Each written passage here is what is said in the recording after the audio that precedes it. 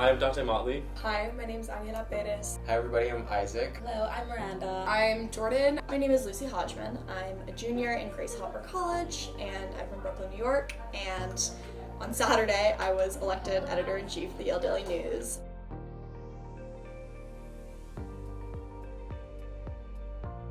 Some of the things that are the most important to me internally are just making sure that people are as happy and as engaged with what they're working on as they possibly can be, and just as much of a collaborative environment as possible, and one where people are really interested in the work they're doing and want to stay.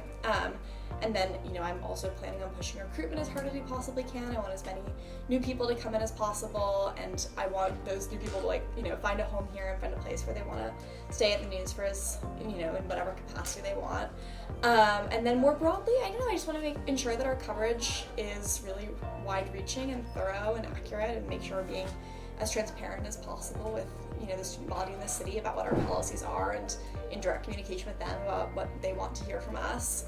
Those are big things, but those are kind of where my head is at starting off. Journalism is kind of moving towards multimedia, and it's the time when in schools we need to start kind of embracing that and teaching this next generation about multimedia. And it's going to be very challenging to kind of maybe make a shift from traditional media, traditional written media to multimedia, and to start focusing more energy on these types of projects. In the short term, you're going to see a lot more utility stories from us, things in the vein of public service journalism, so explaining, for example, what is the New Haven Board of Alders, how do you access health resources on campus, things that we hope people recently arriving in New Haven, including new students, will find useful. I'm super excited to start Beats soon, and just really dive deep into all of those things. We're introducing a couple of new beats, so I'm excited for that. I'm also excited for more cross-desk collaboration and hopefully more multimedia for university pieces. Just to produce some really, really great content, and to get lots of lovely 26ers onto the university desk, which is one of my favorite desks at the YDN, but can't choose just one.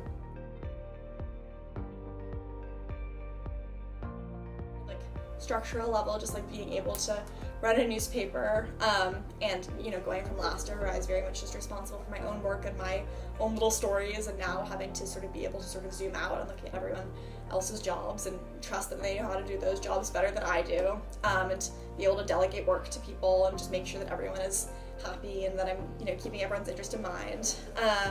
And then sort of more broadly, I think that to any extent we can, I would like to make sure we're serving the student body as well as possible, and kind of giving them the coverage that they need from us, and making sure we're doing the best to repair or set the wheels in motion towards repairing relationships that have grown a little strained between the news and the student body in the past couple of years. And then just on a personal level, I loved being a reporter, and it was so important to me, and I met all my friends there, and so kind of figuring out what kind of reporter I was and what kind of editor-in-chief I want to be over the next couple of weeks is going to be an interesting transition, now that there's nobody to tell me what to do or to tell me I'm doing a good job. It's just a little bit different, but I'm excited about it. Having to get people to CQ and put everything in Trello on time. It's always a hassle, and it's been a hassle for the last few days.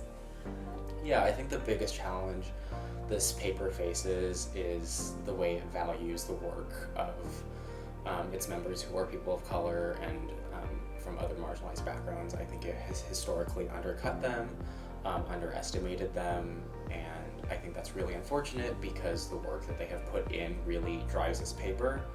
And so I'm looking forward to fostering a better environment and making sure that the work they do is highlighted and credited, because it's important. I guess my biggest challenge is how I'm going to do this as a senior. People don't normally do these kinds of intensive jobs at this old of an age, so we'll see if I survive. My hair might go gray.